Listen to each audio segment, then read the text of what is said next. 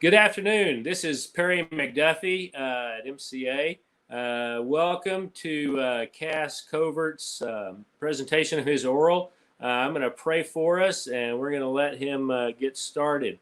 Father God, thank you for this good day. Thank you, Father, for MCA. Thank you for technology. Thank you thank you for Cass. And Lord, just help us to listen to what he has to say and to soak it in and to just be with him. And Lord, I just pray you bless him and help everything to go well, for the technology to work well.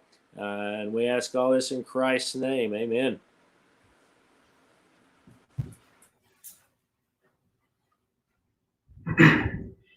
As a student at MCA, I have always been interested in English, particularly the philosophical works we went through. These works have led me to be interested in the concept of truth. This has led me to believe that truth is objective and cannot be altered by human opinion whatsoever. And I have found society to be misled to believe that truth is in fact subjective. Truth being supposedly subjective has a trickle-down effect on nearly all facets of society. Today, I will share with you several examples of this effect. In the case of gender issues in the recent years, the idea of subjective truth seems to be at the root of the problem. As Genesis 1:27 states, "So God created man in his own image. In the image of God, he created him. Male and female, he created them." With pressure from the LGBTQ community, society is being asked to recognize and cater to their choices. And unfortunately, in some cases, it appears that the choices they are asking us to accept may not be in their best interests. In a study on transgender adolescent suicide behavior conducted by the American Academy of Pediatrics that was held for a 36-month period from June 2012 to May 2015, it was found that female to male adolescents had the highest rate of attempted suicide at an astounding 50.8%. Then adolescents that did not identify as an exclusive gender at 41.8%. The third most at-risk group was male to female adolescents at 29.9%. And then 27.9% of questioning adolescents admitted to attempting suicide at some point in their lives. And then you can find female and male adolescents at 17.6 and 9.8% respectively. For my thesis, I interviewed John Mabey, who has a master's degree in psychology and family psychology. I asked him if he thought there was any correlation between these abnormally high suicide rates and transgender therapy at such a young age. He believes they have taken disturbed people and created a political narrative around them. In the mid to late 80s, self-mutilation began to become a bigger deal and persisted into the 90s and reached its height in the 2000s. In its early days, it was considered an indicator of a particular diagnosis of mental disorder. As it became more popular, it began to be normalized, which caused the adolescents that would not usually self-mutilate to begin to start the practice due to the example caused by other adolescents. In this way, he believes that it is also similar to the transgender movement, and that it has caused certain individuals that would not typically have experienced gender dysphoria to do so, following the example of a small percentage of the population whose experience with gender dysphoria is most likely genetically based. And then the debate over subjective truth extends to the very core of morality and what is just and unjust. As the late Philip E. Johnson, a UC Berkeley law professor and the author of Darwin on Trial, once stated, "If modernist naturalism were true, there would be no objective truth outside of science. In that case, right and wrong would be a matter of cultural preference or political power, and the power already available to modernist ideologies would be overwhelming." In world history, we were taught about the fascist dictatorships that were instituted by the likes of Benito Mussolini and Adolf Hitler. These dictatorships instituted by these horrible men You leverage their great power in order to warp the truth so that they may lead foul crusades against certain people groups to horrifying effect. If subjective truth is true, then how can we, with any certainty, deny their actions and denounce their actions? This is how subjective truth creates a wild west of ethics, where every deed is permitted and nothing can be spoken against with any level of certainty or authority. If the way we should live our lives is solely dictated by our will and preferences, then how can we judge the law that our nation is governed by to be worthy of obeying? If there is no common ground for everyday people to rely on in our ordinary conversations, then how do we not once again divide into segmented tribal groups, where what one group takes to be undeniable truth seems like a foreign idea to any other group? In a society where objectivity and morality are further eroded each day by the rushing waters of today's society, how long until the truths we hold to be undeniable are swept away? In apologetics, we were introduced to several different arguments on the existence of God. One of these arguments was the argument from desire. How Thomas Aquinas worded the argument of desire was, "It is impossible for natural desire to be unfulfilled, since nature does nothing in vain." Now, natural desire would be in vain if it could never be fulfilled. Therefore, man's natural desire is capable of fulfillment, but not in this life. So, it must be fulfilled after this life. Therefore, man's ultimate felicity comes after this life. In my opinion, this desire to transcend reality and become closer to God can be repressed by the seeking of false subjective truths. Replacing this natural desire to transcendence with false subjective truths can only lead one route, and that route is to a gaping chasm of despair. In his journals as a university student, Soren Kierkegaard wrote about the overwhelming hole in his heart that was created by him not yet knowing the truth that God had bestowed upon him.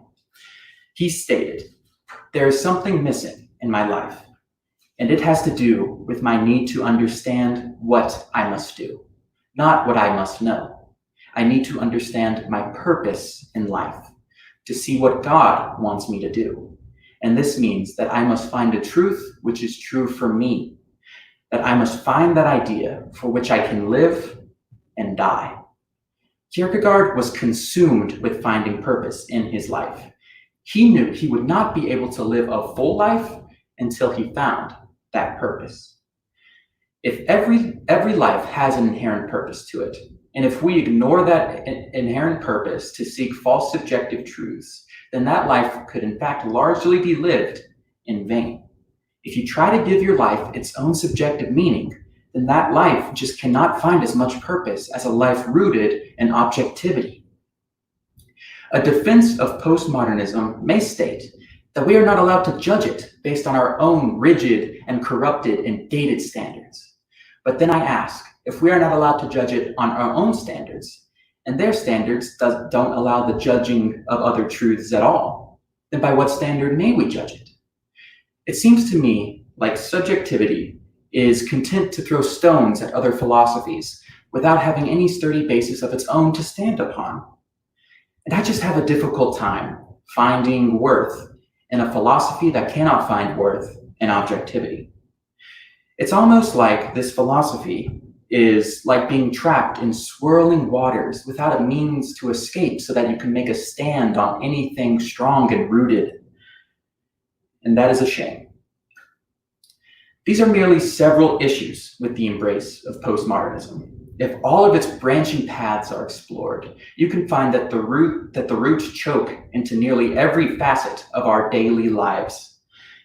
Truth is the bedrock we rely on for communication and trust in others.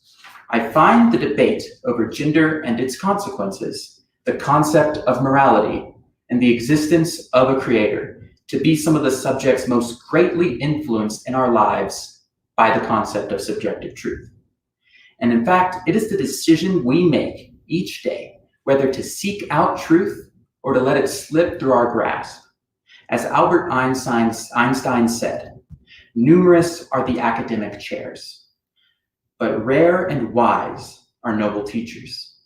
Numerous and large are the lecture halls, but far from numerous the young people who genuinely thirst for truth and justice. Numerous are the wares that nature produces, by the dozen, but her choice products are few. We all know that, so why complain? Was it not always thus, and will it not always thus remain? Certainly, and one must take what nature gives as one finds it. But there is also such a thing as a spirit of the times, an attitude of mind characteristic of a particular generation, which is passed on from individual to individual and gives its distinctive mark to a society. Each of us has to his little bit towards transforming this spirit of the times.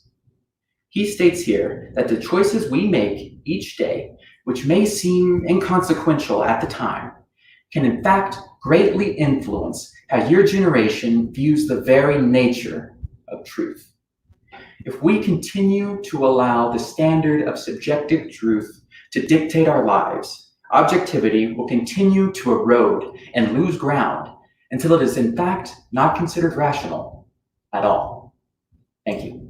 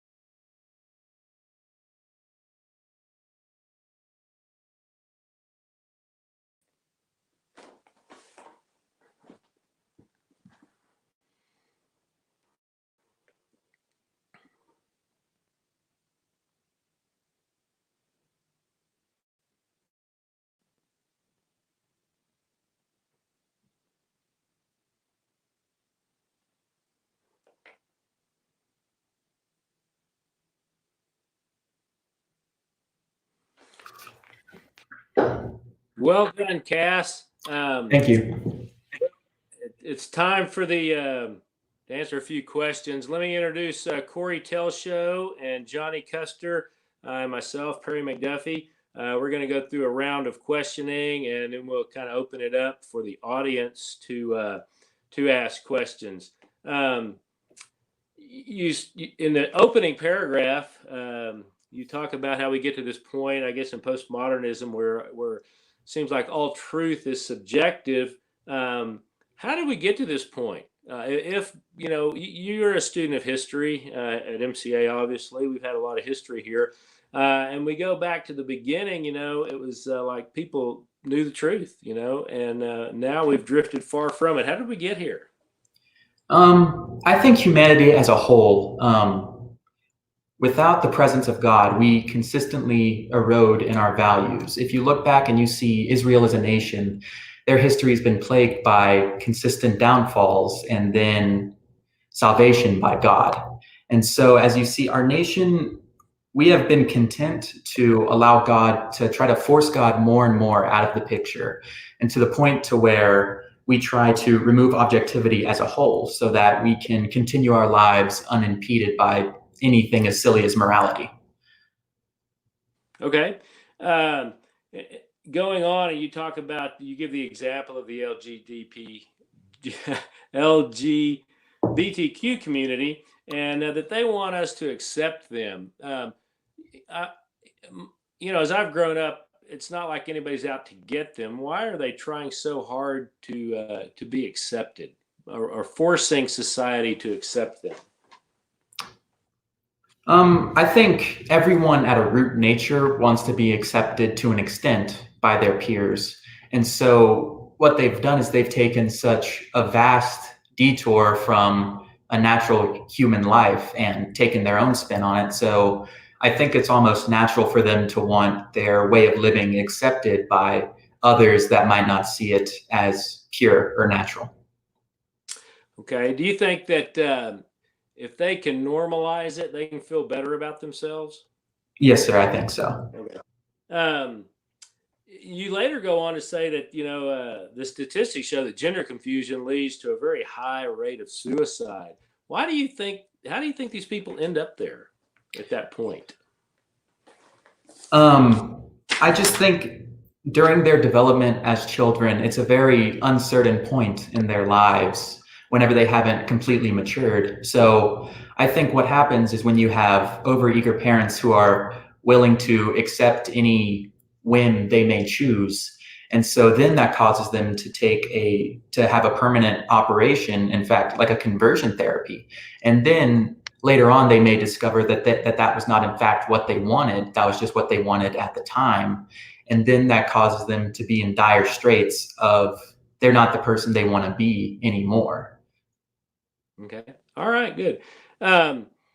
So we're on the wrong course, obviously, as believers. How do you think, is there a way to reverse course to kind of head back in the other direction? I think we just need to reevaluate our roots and where we come from. And do we want to further stray away from where our fathers and their fathers came from?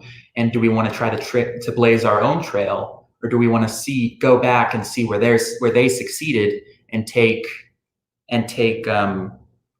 inspiration from that? Or do we want to go where we want to go, which so far has led only to ruin? Okay. You also talk about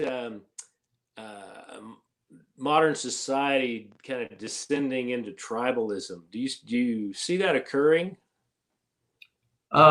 Yes, sir. I mean, in a political form, I think lately bipartisanism has almost vanished in the fact that you either think one way or you think another way. And the way you don't think is completely foreign and, in fact, abysmal, to the point to where there are no moderates really anymore in many cases. Okay. All right. You in here you talk about Thomas Aquinas. He said it is impossible for natural desire to be unfulfilled, since nature does nothing in vain. And you go on to talk about our man's natural desire is to know God. So if there's ample truth out there for the evidence of truth of God, why do men seek subjective truth? Because I think a relationship with the Creator where you have to follow a creed of laws can seem scary at first, where we want to be able to do what we want to do whenever we want to do it without any fear of punishment or any sort of rules at all to follow. So I think whenever we try to stray further from God in order to live an easier, more carefree life. Okay. You also make the point in here. It says that we were made to be fulfilled by God, and that's the only thing that truly fulfills us. But we don't really get to experience that until we die, till the afterlife. So, where do we get fulfillment from in this life? I think is it possible? I think it's possible to gain some fulfillment. You'll never be completely fulfilled until you become one again with your Creator. But I believe you can gain some fulfillment by just striving to be Christ-like in whatever you do. And while we will never attain even close to being Christ-like, we can do everything in our power to try to reach those lofty standards. And I believe that's the highest aspiration we can achieve in our life. All right. Okay, Cass, I'm going to pass it on to Corey, so each of us has plenty of time to. Yay! Way to go! Thank you. Thank you. I don't know how many people out there know that Cass and I kind of go way back. You remember when we first met?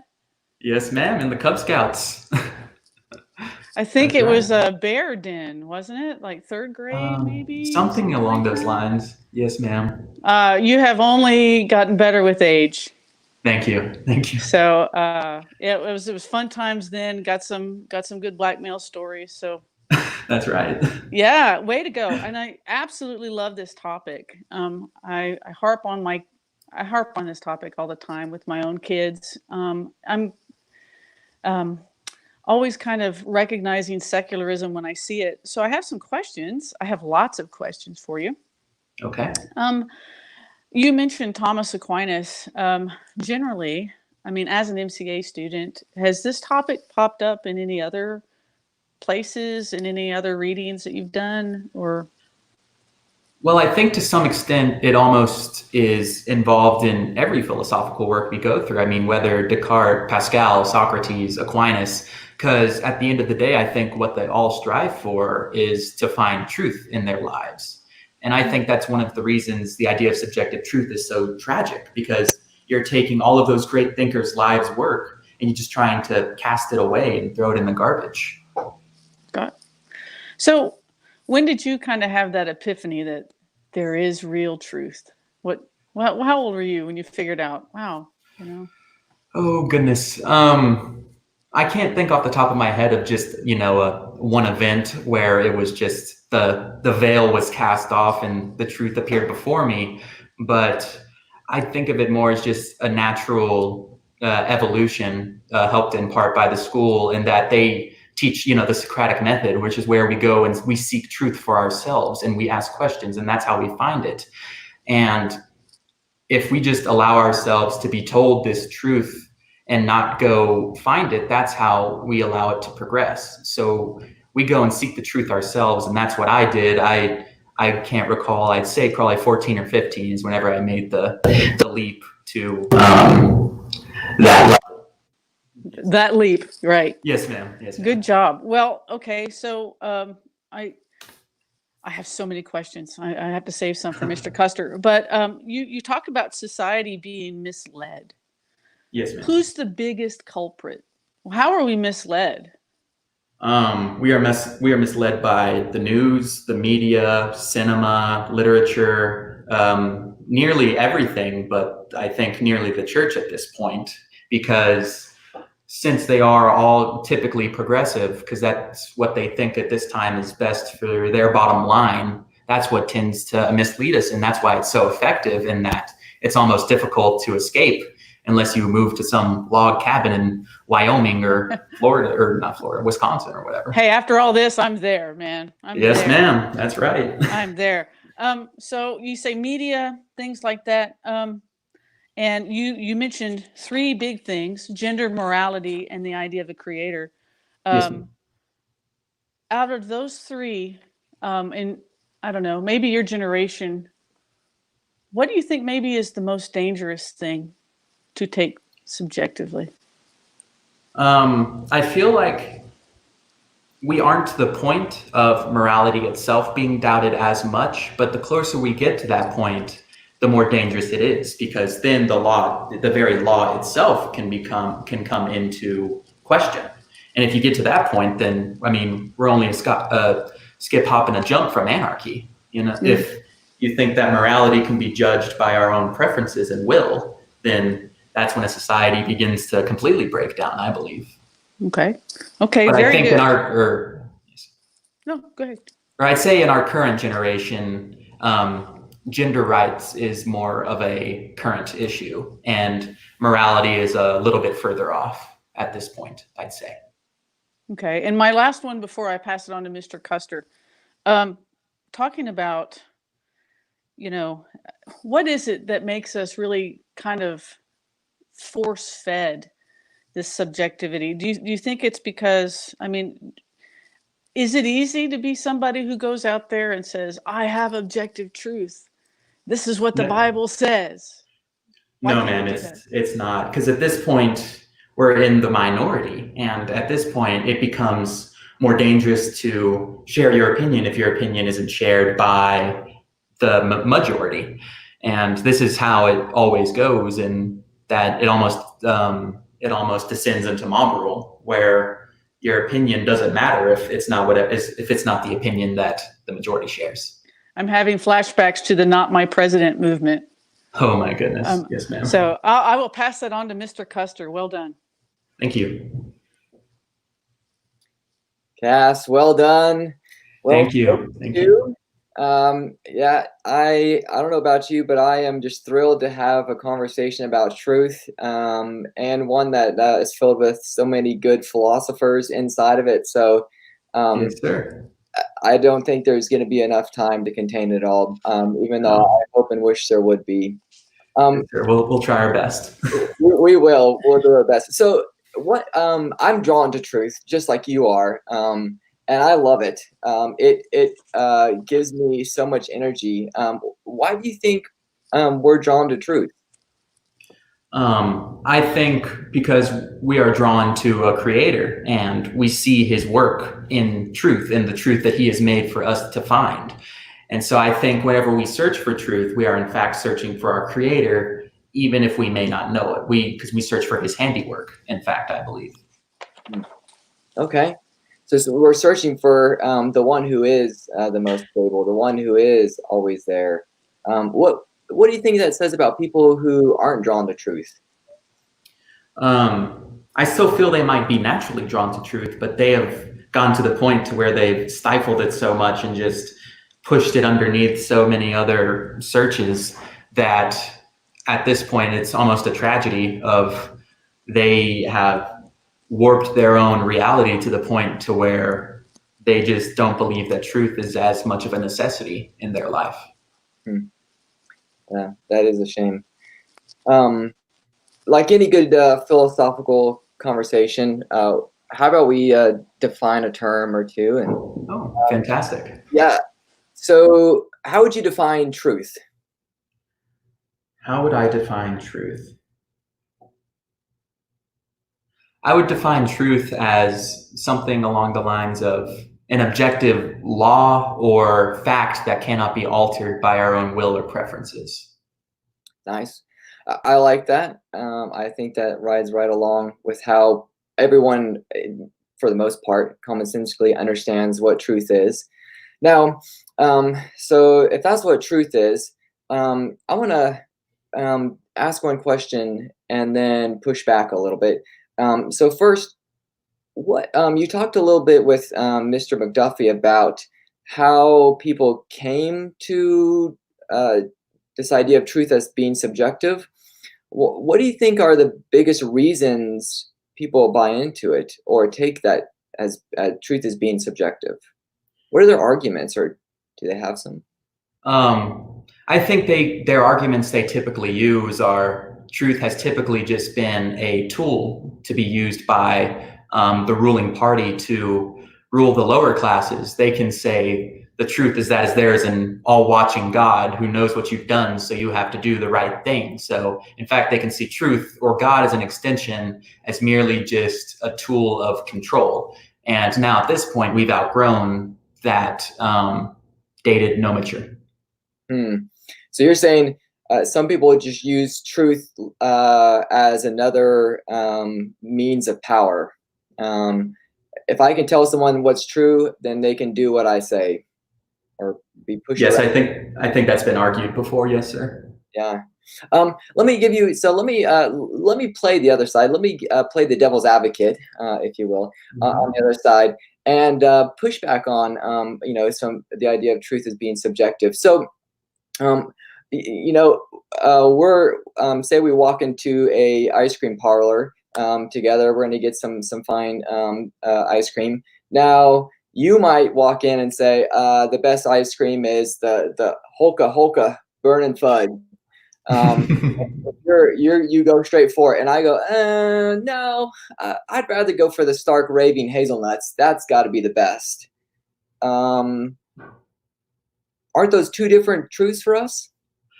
Yes, sir, and I like that reference, but I'd say that is more in the case of opinion. And we can have, I'm not saying that subjective truth in the form of opinion can't exist. I can believe that hazelnut is the best chocolate or whatever, and you can believe that almond joys are the best chocolate. But we can both believe that as long as we don't say that you have to believe that and take it as fact, because that's where debate and discourse can thrive. So what's the difference then between holding something as opinion and holding something as true? That's whenever belief comes in. Whenever you can say, I believe that that is the best, but I cannot say, I believe, or no, I cannot say hazelnut is the best objectively. And you just have to go along with it. Well, so maybe our ice cream flavors, what we think are the best are a matter of opinion and tastes. We share those are different. But what about when we come to, say, a movie, and we go, oh, I walk out of, say, Frozen, or Frozen 2. A lot of people I haven't seen it, have given it a lot of praise. That's a beautiful movie. And you look at me and you might go, I thought it was dull and boring. Is beauty a matter of opinion? Yes, sir. I believe beauty is in the eye of the beholder. So it can be beautiful to us while it may be stupid or ugly to another. Does that make that one truth, then, that one area of things being true, subjective? Well, I think it can still be objective in our own mind, of we truly believe that it is in fact a beautiful movie, but to another, they also objectively believe it is a bad movie. That doesn't mean we can't both have that belief, but that belief stays in our own opinion. And we can argue that, but we cannot use it as the standard for how that movie is judged. Okay. I think I can catch what you're saying. Certainly, if something is objective, it's there for everyone.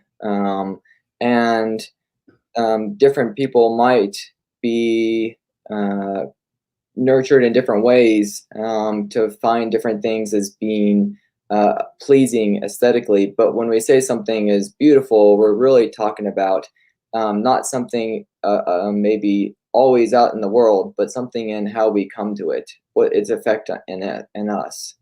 Now, what about when we come to morality? Right now in the world, every different country has different laws. Throughout the history, different people have given different statutes for different moral actions. If there is only one truth about these things, how come so many people have different ideas and laws about what's right and wrong for us to do? Can we really say that people over in South America ought to have all the same moral statutes we do? Well, I think if South Africa decides as a country that's what they believe is best for them, that is a subjective choice. But after they make that choice to put that into law, it therefore becomes an objective law. So then at that point, it cannot be subjectively interpreted after it has been put into law. So when someone makes a law, they're putting into existence, at least for that government, a rule that its citizens must abide by. Yes, sir, for that government. Yeah. Now, how should we make laws about morality? Since it seems like everyone's in different places sometimes when they think about what's moral or what's good for different people. Is there one way that we can tell what really is objectively true about morality? Well, for us as believers, I think we should go to the Bible and see the teachings of that. And that is where we can find our source of morality. Okay. Now, most people don't. Maybe a third or maybe around a little less than half the world might think the Bible might be authoritative to speak about that. Is there anything else in the world that can tell us what really is right and wrong for everyone? Well, I think in our human nature, we do have the concept of right and wrong, in that we know that murder and stealing are bad, and helping someone that cannot help themselves is good. And while we may sometimes deny this human nature in the terms of greed or sin, I believe that we do have in some form of us a human nature that considers the points of right and wrong. Okay. Well done. Good. There are certainly a lot of other ways people have, I think, argued for subjective truth, but I want to get to some other thoughts here. So You talk about in your oral that there are these undeniable truths of morality that we hold, and that America has been holding. And I'm curious, do you think there will come a day when all these truths, that we understand as being undeniable, no longer everyone can say for themselves, and they'll deny it, and there's nothing we can hold in common that we can admit is true? I think, yes, sir. I think near the end, whenever we've descended into anarchy to pretty much, at that point, we may have reached that point to where there is really no common law, to where the common law is just the strongest man benefits. But until then, the best we can do as a generation is try to uphold the morality we trust to be good.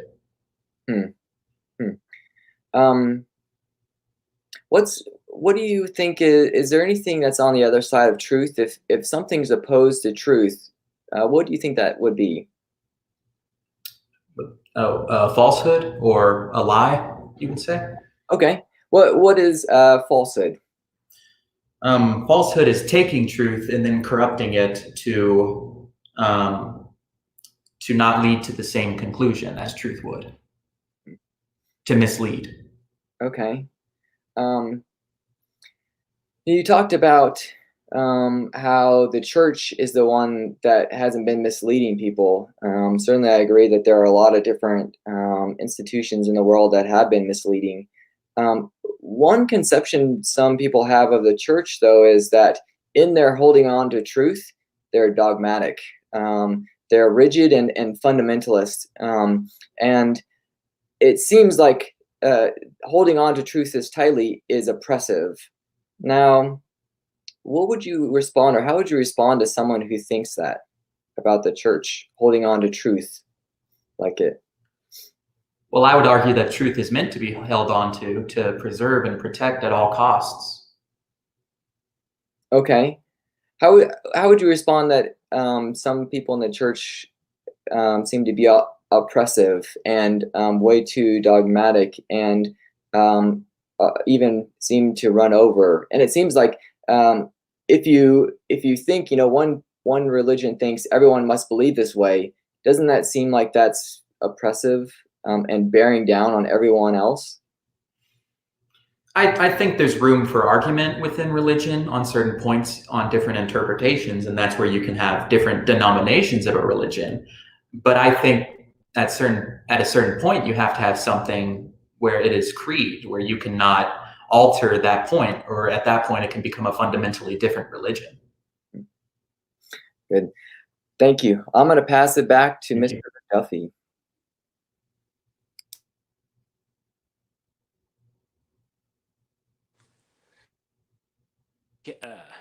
Well done, Cass. Can you hear me? Yes, sir, I can. Thank you. Good job. We're going to take some questions from our viewers now, and let's see. Here's the first one. This is from Nick Telshow. What's the easiest way to explain the faults of subjective truth to someone, say, on a college campus? I would say the easiest way to explain the fault of subjective truth would be, you can bring up the consequences of a society based in subjective truth. So take, for example, gender issues. If you allow gender issues to run their full course and allow gender to be solely subjective, the ramifications of that can be terrorizing. If someone else that is born a man believes they're a woman and wants to be identified as a woman, but I refuse to identify them as that, and if that is considered hate speech, I mean, the ramifications of that are terrifying, to be plain. Okay. Let's see. Can we get our next question, please? All right. This one is from Chase Acuff. In what other ways do you think postmodernism impacts our culture or even the art we consume? What are the consequences? That's a good question. I think it can impact us in many ways. And the fact, truth being subjective, does divide us more in the way that I think schisms are created and then further widened by each day. Earlier, I talked about political parties at the point to where 20 or 30 years ago, modernists used to exist. But at this point, you're either on one side of the aisle or you're on the other, and there's really no going over at this point. So the consequences are where certain members of the population you can't even have a civil discussion with anymore, or it would descend into violence nearly. Okay, good. Get our next question, please. All right, this one comes from David Harper. Is there a way to argue for objective truth from a non-Christian perspective? In other words, is objective truth a primarily Christian idea? Well, I think it can be a Christian idea, and it can also be used in many other religions or other creeds. I think it can also be used from the standpoint of law and order, and the fact that you have to have rules and adhere to those rules, or you can descend into chaos or anarchy very quickly. So I think at a point if you look at the well-being of the public, if you allow the public to take whatever they want to be true, the ramifications of that can lead into horrible consequences. Okay, thank you. All right, our next question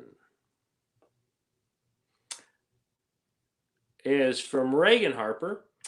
In the movie Passion of the Christ, they were very intentional about portraying Satan as a gender neutral. Any thoughts about that? I unfortunately never saw Passion of the Christ, but in portraying him as gender neutral, I don't know if that's necessarily a good or a bad thing. In art, that might be more up to interpretation. But if they were interpreting him more as a insidious creature where you didn't necessarily even know what gender they were, I think that could indeed work. But I also think Satan is lots of times depicted as a beautiful creature to ensnare others. So unfortunately, I can't give you a great answer. Just I lack the requisite knowledge for that. But that would be what I would say with the knowledge I have as of now. All right, good. Okay, can we get another question? Here we go from Jenny Coco. What was your favorite part of junior trip and why? My favorite memories with you were when you ate the hot sauce and started crying when you fed the goats. I don't think I cried. I was just sweating from my tear ducts. But yeah, it's hard to narrow down because really they were all so much fun. I mean, yeah, the hot sauce was great, even though from my midsection up, I was just convulsing from the pure heat. But that was a horrible experience. But yeah, it's all fun looking back on it. But yeah, that was great. The goats were great. I got some great pictures with them. It's hard to narrow down. It was really just a fantastic experience that was amazing. Okay. Let's see. We've got some more questions coming up, I believe. All right. Here's from Brandon Schumann. The danger of postmodernism is that it denies all objectivity. The danger of modernism is that it is a Tower of Babel that asserts objectivity on the basis of human reason alone. How can we avoid both the subjective folly of postmodernism and the overweening boastfulness of modernism? I believe that the issue whenever we create a Tower of Babel is we try to put ourselves in, we try to let our pride take over and we put our own reason at the forefront. And while our reason can be used to some extent, we have to take the source of the Bible or whatever objective term you want to use at that point, and you have to read your objectivity in that and then defend that point instead of just using your reason alone, I believe. All right, good. Okay, question coming up. All right, here's one from Kaylee Boyd. What are your plans for opening Midland Classical Academy? It's a thing. It's going to happen. I haven't talked to any of the deans about it, but I'm sure once we talk about it, they'll all get on board. And we'll get a good sign, maybe a statue. It's going to be fantastic. But okay. Yes, ma'am. All right. Well, we're gonna go back to the tutors and see if we have any follow-up questions. Mrs. Telshow, do you have any follow-up questions for Cass?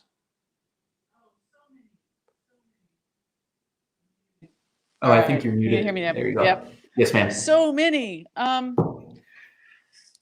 You know, I'm going to go back to how culture is influenced. We talked not too long ago about things that have to change in order for a culture to be influenced. We've talked a little bit about the media. Can you think of any other changes that sort of force us to accept subjective truth? I think it's at that point whatever contributes to the public zeitgeist.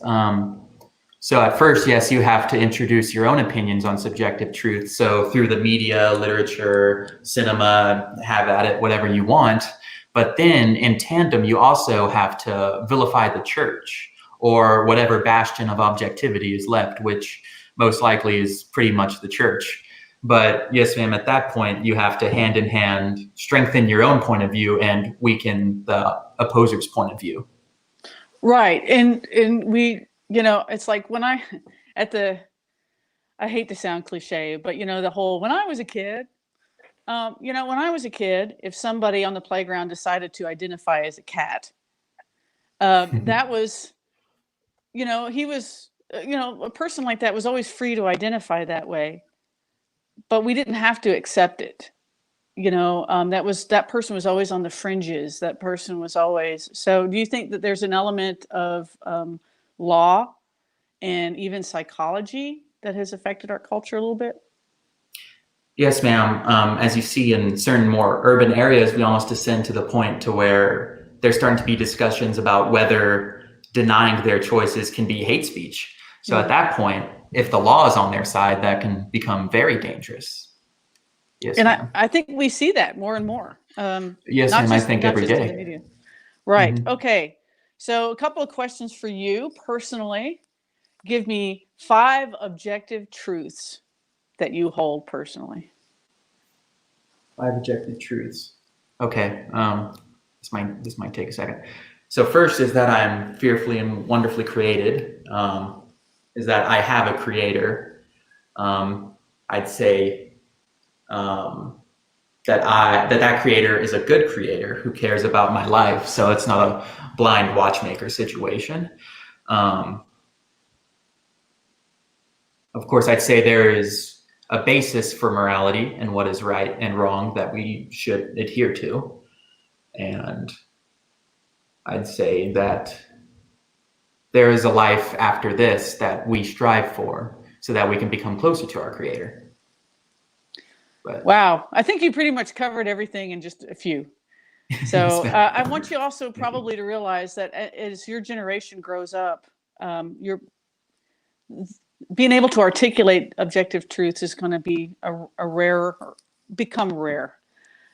So let's fast forward to 20 years to where Cass Covert is a dad, oh and he's trying to teach objective truth to his kids. How might you go about that? What's your plan?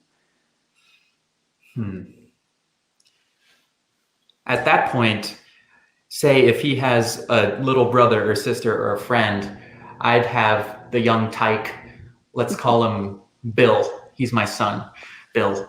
I don't think I'm going to name a son Bill, but in this scenario, Bill has a toy and I say, Bill, do you think that's your toy? And he says, yes, because I bought it with my own money, even though it's my money, but he calls it his own money. And then in that scenario, I say, well, what makes you think it's not Jimmy's toy? Because he thinks it's his toy.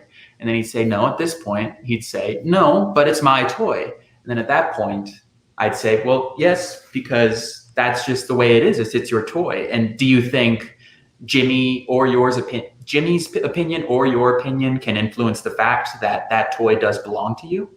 And depending on whether he says yes or no, then that would require more or less discussion on it. Yeah, where were you 20 years ago when I was having kids? Yes, so very nice, very nice. And my last question is, do you think that there's an element of chronological snobbery in this discussion of objective truth? Do you think that there are people that feel like you're old-fashioned? Yes, ma'am. I think that can be an issue. And I think that can be human tendency is we want to pioneer, we want to trailblaze, we want to come up with our own solutions for things. But the problem is that sometimes the solutions have already been come up with, but we think, oh, that's outdated, that's old, we don't need that anymore. So I think that becomes the issue That's a of thing. if it's broke, don't fix it, which is what I adhere to at that point. Awesome. Okay, Mr. Custer, don't want to take all your questions. Good job, Cass. Thank you. Thank you. Well, since you have a love of reading and of English from the beginning, I think some people would be happy to hear what you're reading right now and a book you might be planning to read in the future. Just for personal pleasure? Yeah. Well, lately I've been getting into Stephen King. Though if you're not 18 or 17 or above, I wouldn't recommend it because some of his parts get a little bit more risque. But I read The Long Walk by him. That was a fantastic book, I thought. And I'm thinking about getting back into Tolkien because I've been watching those movies and they're good. Or the Lord of the Rings are good, at least I'll say that. But yeah, and I just say you just need to try to read whatever you can. It doesn't have to be a 700 page novel, but as long as you're reading and increasing your vocabulary and just learning more about different ways of life and different opinions, then I think you can really grow as a person through your knowledge. It's good advice. So how would you advise some of the students or advise other people to cultivate a love and value of truth in their daily lives? Well, I think that can also be from reading. Like if you go into the Bible and you see all these, or if you read philosophy and you see all these people and they're searching for truth and they dedicated their whole life to that. And then you can make the choice of, am I willing to throw away all of their life's work in order to just make my own life easier at that point? And at that point, you can even make the choice to further that search yourself. And then on the flip side, what are some habits or practices you think that don't help people be honest with themselves and search for the truth or love and value the truth in their life? I think today, and this goes back to the media, we are content to listen to different news sources or different things like that when I don't think it's controversial to say that nearly every news station at this point has some agenda that they're peddling, whatever it may be. So I think you can go search for the news, but then there gets to a certain point to where you have to go and find that truth yourself, whether it be through statistics or investigation or research. But I think if you just take what other people, particularly media and entertainment, say, and you take it at face value, that's whenever you start to become part of the majority that is content to let truth be decided however it may. And then maybe one last question. I'm curious, what do you think is the great truth that God's been working in your life that you firmly believe, or what do you think is the greatest truth that you have been captured by recently? I still struggle with that to this day. I mean, Soren Kierkegaard was still in college and struggling through that. And so while I have different ideas, I hope that I can sometimes bring others closer to our Creator through that. I think every day I still search for that and I hope to one day find it. But as of now, I don't have a concrete answer for what my purpose in life is. Awesome. Well done, Cass. I enjoyed it. Thank you. Thank you. All right, Cass, I've just got one or two follow-up questions, and I want to, by the way, well done on your answers so far. Thank you. Thank you. All right, so you read Kierkegaard, and you had to basically put in here that he was consumed with finding the purpose in his life. Okay, do you think God has a common purpose for all of mankind? Yes, sir. I think that common purpose is to glorify Him through our actions. Okay, and do you think that He also has an individualized purpose for each one of us? Yes, sir. I think he does. And that's the beautiful part of the Bible, in that I think the characters of it, not any of them were particularly special or heroic. I mean, you take Moses, who freed his people from the lands of Egypt. He wasn't even a great speaker. He struggled with a speech impediment. And so it's not necessarily our own deeds that make us special. It's how we fulfill God's plans for us that I think make us special. Okay, good. Okay, last one. So how do we find out what the truth is for our life? We have that common purpose, but what about our individual purpose? How do I find that? Well, I fear it's almost difficult to find for ourselves. We just have to try to build our relationship with God, and we will continue to search for it through reading his literature and just praying and being close to him. And I think one day that light bulb will turn on and that switch will be flipped, and then our great truth will be revealed to us. But it might not always be a particularly easy endeavor. All right. Hey, one last question. What are your plans for the upcoming year? Where are you going to school next year, if you are? I'm planning to go to the University of Wyoming to pursue a degree, just a degree in finance and economics. Oh, good job, man, after my own heart. Yes, sir. And if that goes well, I'd love to pursue a degree in law after that. All right, good. Okay, well, this is the point in your oral presentation where you get to ask each one of us tutors on the panel a question. So have at it. All right. I have questions for all of you. I can just ask them all at once, and whichever of you come up with it first, we'll just do it as it goes. So for you, Mrs. Telshow, you seem to be a bit of a Renaissance woman in the way that, correct me if I'm wrong, you have 2 master's degrees, a bachelor, and you're working on a 3rd master's. Is that right? Yes. Okay, good job, Nick, for letting me know about that. But my question would be, you can answer it in 2 ways if you want, whichever you prefer, but either which of your degrees did you more enjoy earning in the classes you took and the experiences you gained during that, or which degree do you enjoy utilizing most now in your day-to-day life? Archaeology. I love to dig in the dirt, and I love to do that during the summers. It was one of the hardest things I've ever had to do because it was a research degree. So definitely that. And as far as teaching that, I think I've been gifted with ancient Near East classes most years. So it's been a huge blessing. I love my 7th graders, and I love to see what they grow into. So that's great. Thank you. Mr. Custer, for you, this year in apologetics, you've acquainted us as a class with many different philosophical ideas and arguments, and you've done that the entire time I've known you, in fact. So I would say, which philosopher or philosophy most affects your current way of thinking? Or several, if that's how you prefer. However. So that's a large question. I can come back to you if you prefer, or are you ready?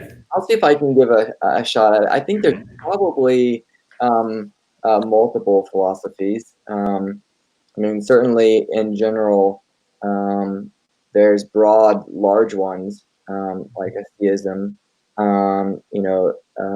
type of worldview is a philosophy. I think there's also smaller ones, that within that I think affect me and how I think and believe. Like one, is a type of eudaimonistic ethics that I hold that I think helps me understand how Jesus and his thinking tells us how we ought to act and what's right and wrong. And I think there's probably a number of others, but I won't go into a lot of those. We'll stick right there. Yeah. And I think if you go through too many of those, all our heads might collectively explode from the knowledge. Right. Yes, sir. Yeah. That's right. And for Mr. McDuffie, in our current events, you've shared with us your many concerns about how our nation is going. So I would ask you, what issue do you think currently most affects our country? It could be cultural, judicial, legislative, however you want to take it. Let's see. You know, I think that your oral hit it. Your thesis was dead on. I think one of our biggest problems in America is that we have left, objective truth that there is a God, that we're accountable to Him, and that we're sliding away into immorality and just getting further and further away from God. I think that's our biggest problem. I think if we could reverse course and turn that back, a lot of those other problems would go away, or at least be drastically reduced. And so, I think you hit it on the head. Good job. Thank you. Okay, well, I think that brings us to the end. I'm going to pray for Cass, and then we'll call it a day. Father God, thank you that you are good. Thank you for Cass. Thank you for his oral, that he presented it well, he reasoned well, and he shared all that with us. And we enjoyed it. And Father, I pray for Cass as he goes out from MCA and from Midland to Wyoming, that you would bless him and be with him, and just encourage him along the way, and protect him. And we just pray for his success, and that his life would continue to glorify and honor you. And we ask all this in Christ's name. Amen. Thank you. Treachery!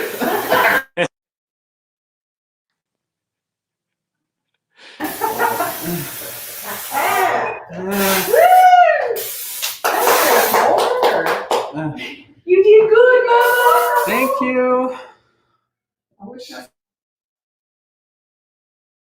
I know. I need to pull out my dictionary. Yeah. Wait, what is it? I need to pull out my dictionary so I can understand this.